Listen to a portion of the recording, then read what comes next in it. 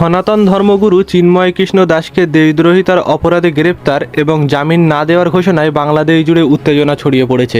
বাংলাদেশের চট্টগ্রাম আদালত প্রাঙ্গণে চিন্ময় দাসের অনুসারীরা একজন আইনজীবীকে কুপিয়ে হত্যা করেছে।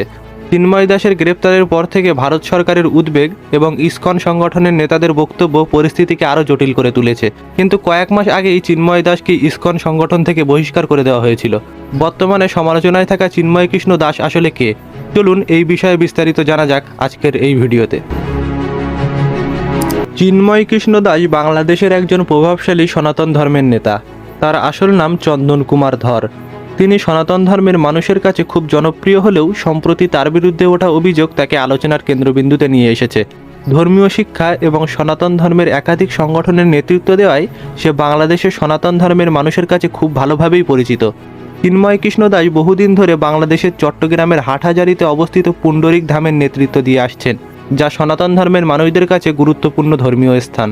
ইসকন সংগঠনের অন্যতম নেতা শ্রীল জয়পতাকা স্বামী গুরু মহারাজ এই পুণ্ডরিক ধাম থেকেই বাংলাদেশে প্রথম ইসকনের কার্যক্রম শুরু করেন। এমন গুরুত্বপূর্ণ ধর্মীয় স্থানের নেতৃত্ব দেওয়ার কারণে চিন্ময় কৃষ্ণ দাস তার অনুসারীদের কাছে চিন্ময় প্রভু হিসেবে পরিচিতি লাভ করেন। বাংলাদেশের সনাতন ধর্মের মানুষেরা চিন্ময় দাসকে তাদের কণ্ঠস্বর মনে করে। কয়েকদিন আগেই চিন্ময় কৃষ্ণ দাসের বিরুদ্ধে দেশদ্রোহিতার অভিযোগ তোলা হয়। গত 31শে অক্টোবর বিএনপি নেতা ফিরোজ খান চিন্ময় কৃষ্ণ দাস সহ আরও 19 জনের বিরুদ্ধে চট্টগ্রামের থানায় একটি মামলা করেন। চিন্ময় কৃষ্ণ দাসের বিরুদ্ধে মামলা করার কারণে ফিরোজ খানকে বিএনপি দল থেকে বহিষ্কার করা হয়। মামলার অভিযোগ ছিল 5 আগস্ট বাংলাদেশে গণঅভ্যুত্থানের পর বাংলাদেশের চট্টগ্রামের নিউ মার্কেট মোড়ের 0 পয়েন্ট স্তম্ভের উপরে বাংলাদেশের ছাত্ররা একটি জাতীয় পতাকা উত্তোলন করেছিল। তারপর 25শে অক্টোবর বাংলাদেশের সনাতন জাগরণের পক্ষ থেকে চট্টগ্রামের লালদিঘির মাঠে একটি সমাবেশের আয়োজন করা হয়। সেই সমাবেশ চলাকালীন ছাত্রদের উত্তোলন করা জাতীয় পতাকার উপরে সনাতন ধর্মীয় দল ইসকন গেরুয়া রঙের তাদের ধর্মীয় পতাকা লাগিয়ে দেয়, যা একটি স্বাধীন দেশের অখণ্ডতাকে অস্বীকারের সমান। এই দেশদ্রোহিতার অপরাধে চিন্ময় কৃষ্ণ দাসকে ঢাকার শাহজাহান আন্তর্জাতিক বিমানবন্দর থেকে গ্রেপ্তার করে চট্টগ্রাম থানায় আনা হয়। চট্টগ্রামের হাকিম আদালত তার জামিনের আবেদন মঞ্জুর না করে তাকে কারাগারে পাঠানোর রায় দেয়। চিন্ময় দাসের জামিন বাতিল হওয়ার পর আদালত প্রাঙ্গণে তার অনুসারীদের আন্দোলন সহিংসতার রূপ নেয়। তাকে নিয়ে যাওয়া পুলিশ ভ্যানটিকে আটকে চারিদিক থেকে ঘিরে রাখে বিক্ষুব্ধ সনাতন ধর্মের মানুষেরা। পরিস্থিতি এতটাই খারাপ হয়ে যায় যে পুলিশ লাঠিচার্জ করে এবং সেখানকার পরিস্থিতি রণক্ষেত্রে পরিণত হয়।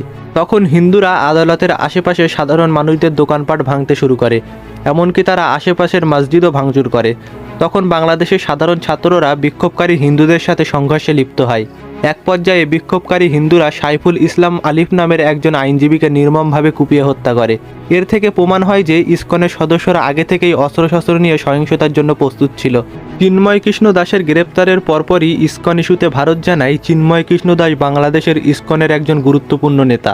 কিন্তু এই বিষয়টি সম্পূর্ণ সঠিক নয়, কারণ ইসকন সংগঠনের শৃঙ্খলা বিরোধী কার্যকলাপের জন্য তাকে গত জুলাই মাসে ইসকন থেকে বহিষ্কার করে দেওয়া হয়েছিল।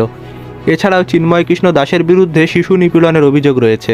2013 সালের 6 October ISKCON international child protection office Chinmoy দাসের উপর বিধিনিষেধ আরোপ করেছিল।